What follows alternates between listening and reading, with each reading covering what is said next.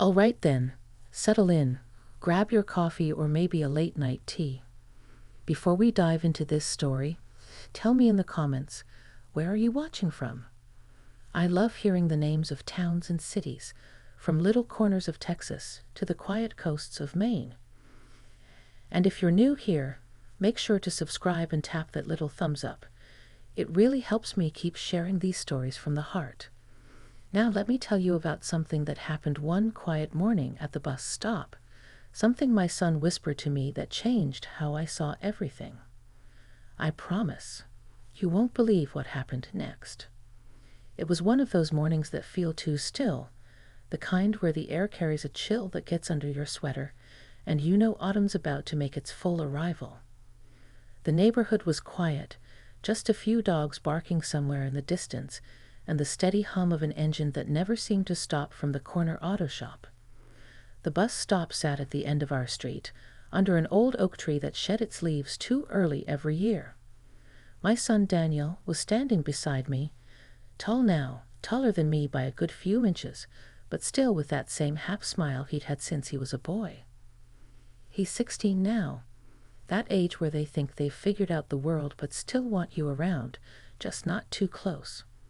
I was trying not to stare at him too much. Mothers do that, you know. We memorize every line of their face because we know the time's coming when they'll pull away for good. But something about that morning made me uneasy. Maybe it was the way he kept glancing up the road, as if he was waiting for someone else besides the bus. Or maybe it was just me, overthinking again, like I do when the house feels too quiet. We stood there, side by side, the cold creeping in through the sleeves of my cardigan. I remember brushing away a few leaves from the bench, and Daniel just stood with his hands shoved deep in his hoodie pocket. He looked thoughtful, not the usual impatient teenage kind of thoughtful, but something deeper. "Mom," he said suddenly, breaking the silence.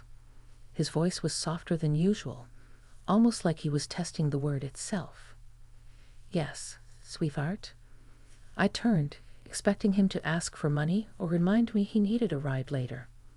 He hesitated, and that's when I knew something was different. His eyes, the same hazel as his father's, darted down the street and then back at me. "I've been meaning to tell you something," he said, "but I don't know how you'll take it." I laughed a little, one of those nervous laughs that tries to cover up a dozen possibilities. "Well, that depends. If it's about grades, I already saw the report card." He smiled faintly but didn't laugh. "No, it's not about that." For a moment, I thought maybe it was something small. Maybe he'd gotten into trouble, or maybe he liked someone. But his tone, there was weight in it. A kind of grown-up seriousness that didn't belong to the boy I used to tuck in at night. I leaned closer, brushing my hair behind my ear, pretending to fix the strap of my purse, just so I could study his face. "All right then," I said quietly, "tell me." He looked down, his lips pressing together like he was holding back something fragile. The bus wasn't far now. I could hear the rumble of it down the hill, that familiar groan of gears. But in that small pocket of time, everything around us seemed to fade out. The sound, the wind, even the cold. It was just the two of us in that strange suspended moment.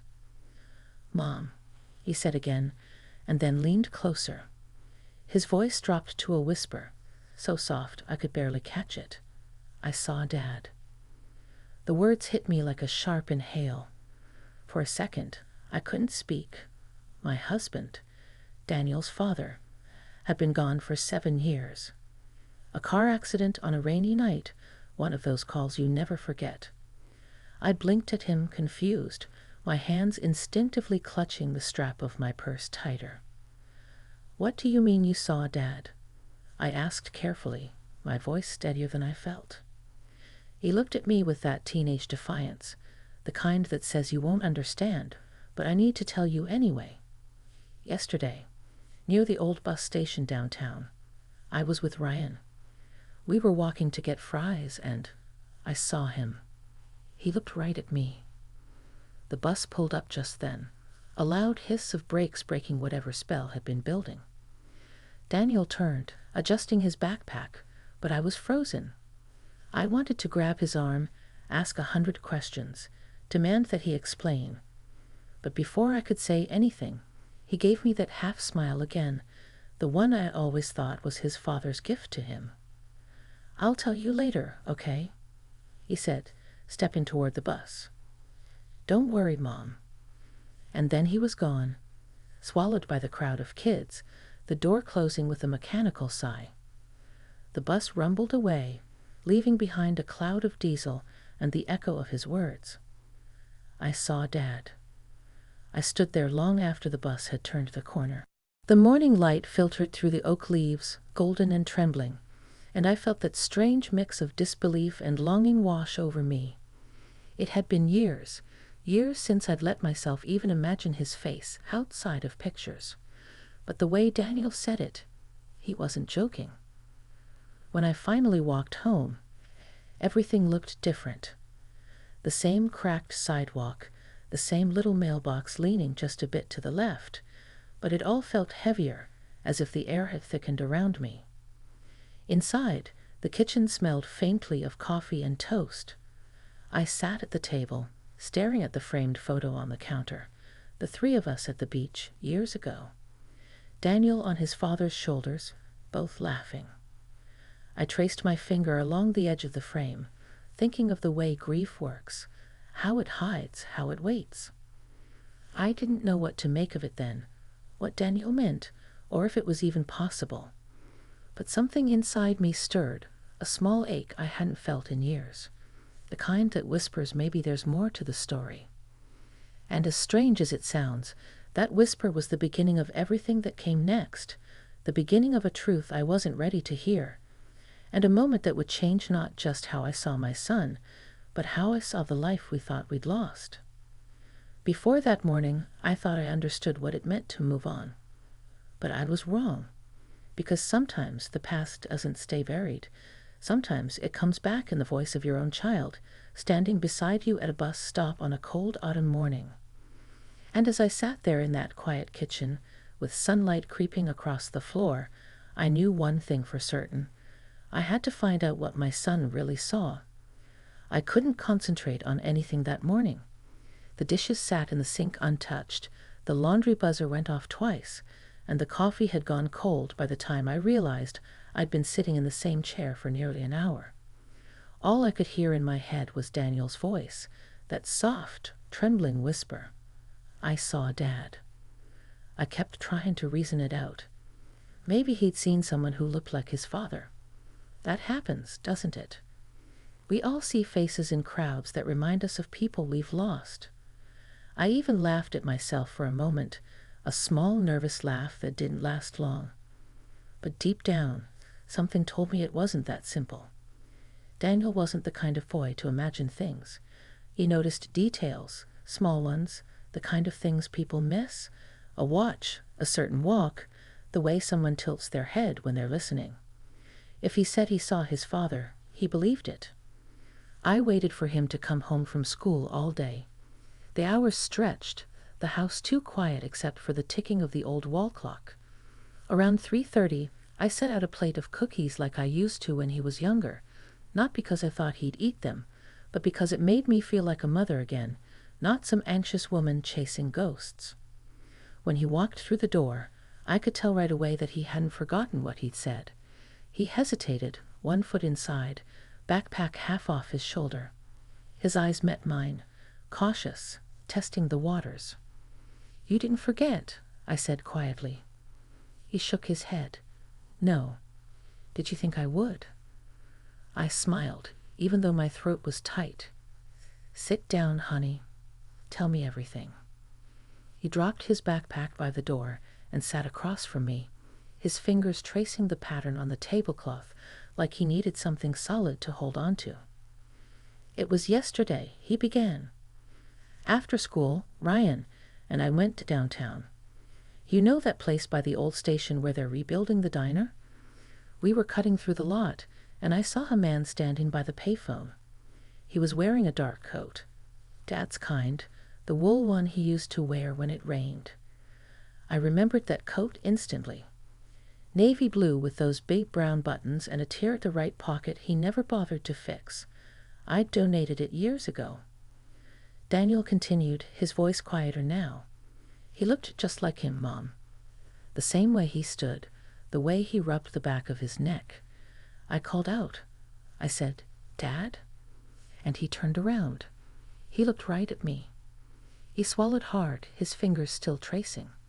And then he walked away. I felt my chest tighten, as if all the air in the room had been sucked out. "Did you follow him?" He shook his head. "No." Ryan thought I was imagining it, said I was seeing things, but I swear it was him. I wanted to tell him he was wrong, that he'd seen someone else, that grief can play tricks on you even when you think you've moved on. But the way he looked at me, so certain, so vulnerable, made the words stick in my throat. "Can you take me there tomorrow?" I asked finally. He hesitated. "You believe me?" "I don't know," I said softly, "but I believe you believe it, and that's enough." That night, after Daniel went to bed, I sat by the window with the old photo album open on my lap. I hadn't done that in years. There he was, my husband, Mark, smiling, his arm around me, Daniel perched on his shoulders at the fair. He'd been 38 when he died. Too young, too full of life. I remember how the rain had come down that night, how the officer's hat dripped water onto our porch when he told me. And now my son was telling me he'd seen him alive. Sleep didn't come easy. Every sound in the house, the creak of the floor, the hum of the refrigerator, made me flinch. Around midnight, I finally gave up trying and made myself another cup of tea. The moonlight spilled across the counter, soft and silver, and I caught my reflection in the window. I looked older than I felt, but there was something else in my eyes too, something I hadn't seen in years. Hope. The next afternoon, Daniel and I drove downtown. It felt strange, being in that part of the city again. The old bus station stood like a relic from another life, cracked pavement, faded signs, pigeons perched along the rusted roof beams. They were rebuilding part of it, sure, but the air still carried that smell of oil and dust. "That's where I saw him," Daniel said, pointing toward a row of boarded-up shops beside the lot. We parked nearby and walked across the street. The sound of cars echoed off the concrete walls, a kind of low hum that made everything feel distant. I looked around, half expecting to see someone standing there, waiting. But there was no one, just the wind, rustling papers against the curb. "Maybe he'll come back," Daniel said. I nodded, though I wasn't sure. We stood there for a while, neither of us speaking, just waiting. After a few minutes, an older man came out of one of the buildings. He wore a work vest and carried a clipboard. Daniel's eyes followed him, hopeful, but it wasn't him. Then, just as we were about to leave, I noticed something on the wall behind the payphone. Faded, but still there, a message scrawled in blue chalk. At first, I thought it was just graffiti, but when I leaned closer, I froze. It said, "Tell her I'm sorry." I turned to Daniel. "Did you see this before?" He shook his head, wide-eyed. "No. Mom, do you think?" I didn't answer. My heart was pounding too hard. Tell her I'm sorry. It could have been anyone, of course. Just words on a wall. But something about it, the way it was written, the slant of the letters, looked painfully familiar. When Mark used to leave me little notes, on the fridge, in my purse, even once on the bathroom mirror, he always wrote the same way, tilted with that little flourish at the end of his eyes. I reached out and touched the words, my fingers brushing against the chalk. It smudged slightly under my skin. "Mom?" Daniel's voice was small, uncertain. "Let's go," I said quietly. "It's getting late." We didn't talk much on the drive home. The city lights passed in blurs, and I caught Daniel watching me from the corner of his eye, waiting for me to say something. But I couldn't. Not yet. That night, I lay awake, replaying it all. The whisper, the wall, the memory of a man who should have been gone, but suddenly felt closer than ever. And somewhere deep inside, beyond reason or logic, a thought began to form. Quiet, impossible, but persistent. What if he never really died? The next morning came gray and heavy, the kind of morning that doesn't seem to wake up no matter how long the sun's been up. The air smelled like rain, even though the sky hadn't broken yet. I made coffee and stared out the kitchen window, watching the condensation trail down the glass. My mind was still caught on that blue chalk message from the day before. Tell her I'm sorry. I hadn't slept much.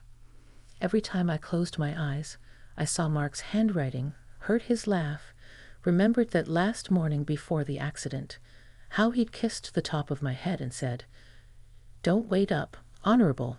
I never thought those would be the last words he'd ever say to me. But now, after all these years, my son was telling me he'd seen him alive, and the universe was taunting me with a note scrawled on a wall.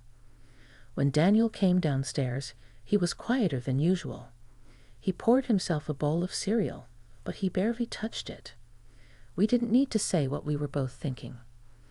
"Mom," he said finally, his spoon clinking against the bowl, "do you think he might have faked it? Like maybe he didn't die?" The question hit like a punch I didn't see coming. "That's not something people just do, Daniel," I said, a little sharper than I meant to. "He wouldn't have left us. You know that."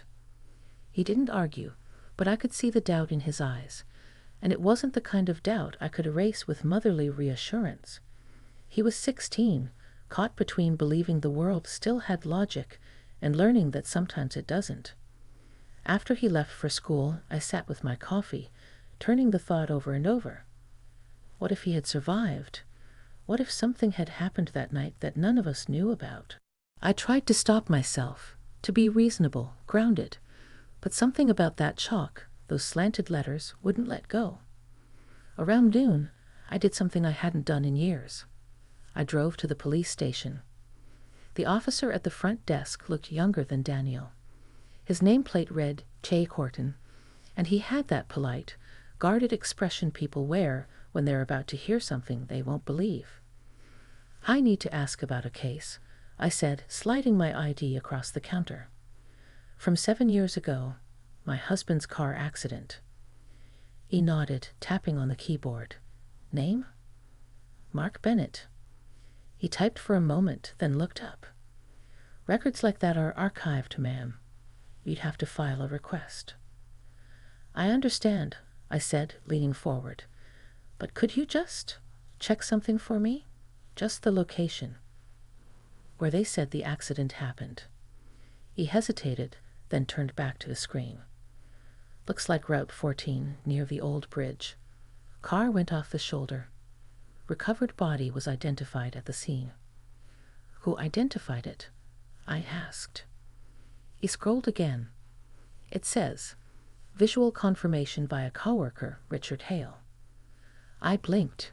Richard Hale. I hadn't heard that name in years. He worked with Mark at the construction company. They'd been close. After the funeral, Richard stopped visiting, stopped calling. I figured grief got the better of him too. Was the body, was it ever confirmed with dental records or anything?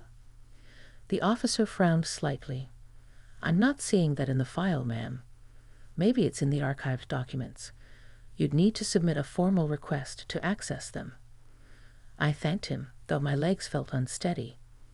As I walked back to the car, the rain finally started, soft at first, then steady. It drummed against the windshield as I sat there, my hands gripping the steering wheel, heart pounding with a rhythm that matched the rain. If Richard had been the one to identify the body, what if he'd been wrong? Or worse, what if he hadn't been wrong at all, but had helped Mark disappear? The thought chilled me more than the rain ever could. That night, after Daniel went to bed, I found Richard's old number in one of Mark's address books. I doubted it would still work, but I dialed it anyway. To my surprise, someone answered. "Hello."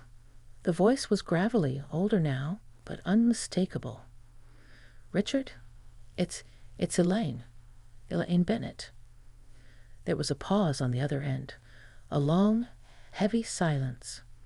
"Elaine," he said finally, his tone low. "It's been a long time." "I know," I said softly. "I just need to ask you something. About that night. The accident." He sighed, and for a moment I heard something in his voice, something between regret and fear. "Elaine, it's been 7 years." "Why now?" "Because my son says he saw him. Mark. Downtown. Yesterday." The silence that followed was deafening. When he finally spoke, his voice trembled slightly. "You shouldn't be calling me about this." "Please, Richard, just tell me the truth." He hesitated again, and I could almost hear him weighing his words. "Sometimes," he said slowly, "people make choices we don't understand, and sometimes the truth doesn't bring peace. It brings more pain." "Are you saying he's alive?" I demanded. But he didn't answer that. All he said was, "Don't go back to that bus station. Let it be, Elaine, for your sake and for Daniel's." Then he hung up. I sat there for a long time, staring at the phone, my heart pounding so loud I could hear it in my ears. His words didn't sound like denial. They sounded like warning. Sleep was impossible after that. Every time I closed my eyes, I saw Mark's face, half hidden in the rain, turning away from me just as Daniel described. The memory of him, the smell of his cologne, the warmth of his hands, all of it came flooding back until I felt dizzy from it. By morning, I'd made up my mind. If Mark was alive, I was going to find him. Not because I needed closure, but because I couldn't bear the thought that my son might be right, and that I'd spent 7 years mourning a man who was still walking this earth somewhere, leaving messages in chalk and watching from shadows. So when Daniel came down for breakfast, I was already dressed, car keys in hand. "Where are you going?" he asked, surprised. "To see someone," I said, "and you're coming with me." He frowned. "Who?" I didn't answer right away. I just looked him in the eye and said, "We're going to find your father." He stared at me, caught between fear and hope. Then he nodded slowly. "Okay, Mom, let's do it." And that's how it began, the day everything I thought I knew about my life, my marriage, and my husband started to unravel one truth at a time. The drive out of town felt different that day. The roads I'd driven for years suddenly felt unfamiliar, like the landscape itself had been rearranged overnight. The gray sky hung low, pressing down on the hills in a quiet, heavy way. Daniel sat beside me, earbuds dangling from his lap, but no music playing. Neither of us spoke much. We didn't need to. I had called Richard again that morning. He hadn't answered, but I left a message, not angry, not pleading, just tired. "You owe me the truth," I said into the receiver. "Please." An hour later, he called back. His voice was rough, but softer this time. "Meet me by the lake," he said. "The old cabin. You remember it." I did.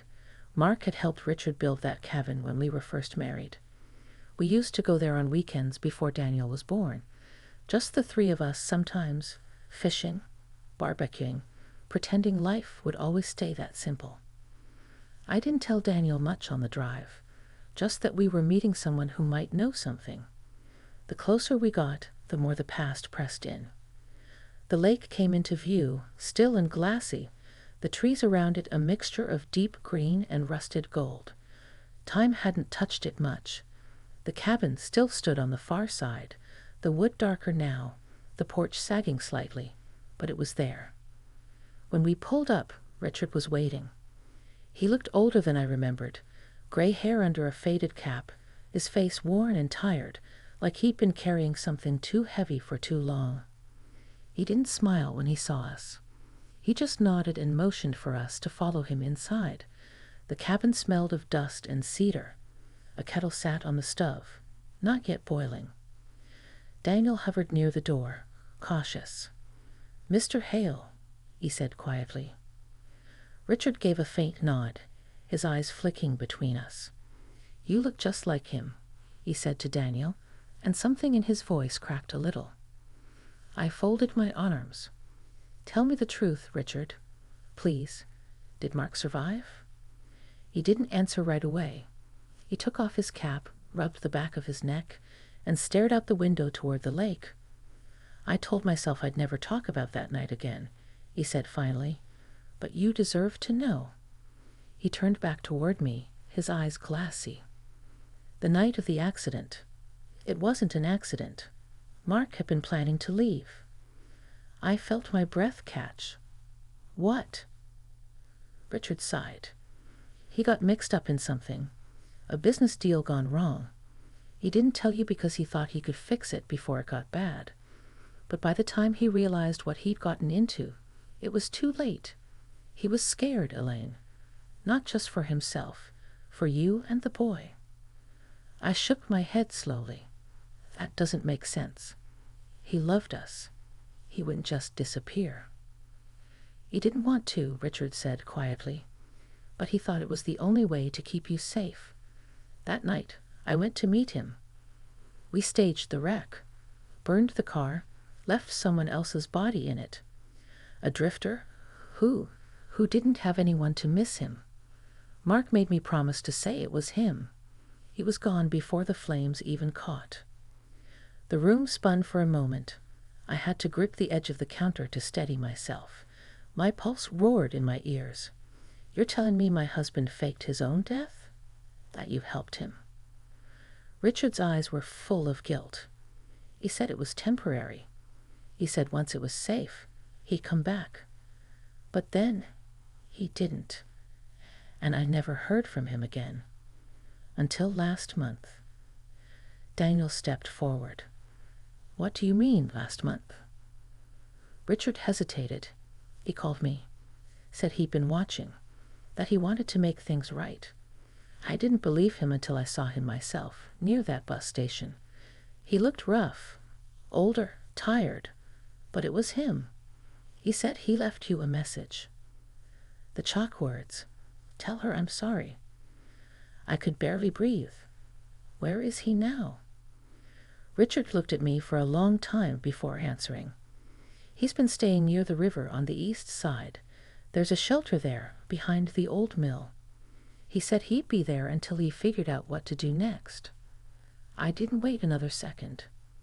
The drive to the east side was silent. My hands trembled on the wheel. My heart caught somewhere between anger and hope. I didn't know what I wanted anymore. Answers, maybe. Closure. Or just to see his face again, one last time. The shelter was easy to miss. A brick building behind a chain-link fence, half hidden by overgrown weeds. A man outside pointed when I showed him the photo. "Yeah," he said. "He comes by mornings. Sits near the riverbank, just past the bridge." Daniel and I walked that way together.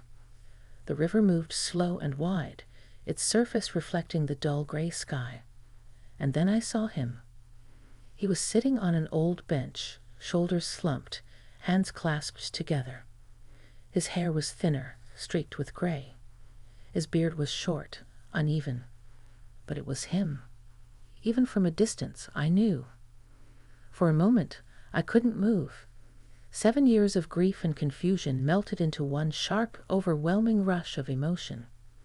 Daniel looked at me, unsure, waiting for me to lead. I took a step forward, then another. "Mark?" My voice broke on his name. He turned, startled. His eyes widened, and for a second, he didn't breathe either. Then he stood, slowly, like a man unsure if he was dreaming. "Elaine?" We just stood there, facing each other, the sound of the river filling the space between us. I wanted to scream, to cry, to ask why. But all that came out was a trembling whisper. "Why did you do it?" He ran a hand through his hair, his voice raw. I thought I was protecting you. I got into debt. People who didn't forgive easily. They threatened to come after you, after Daniel. I didn't see another way. I shook my head, tears spilling before I could stop them. You let us mourn you.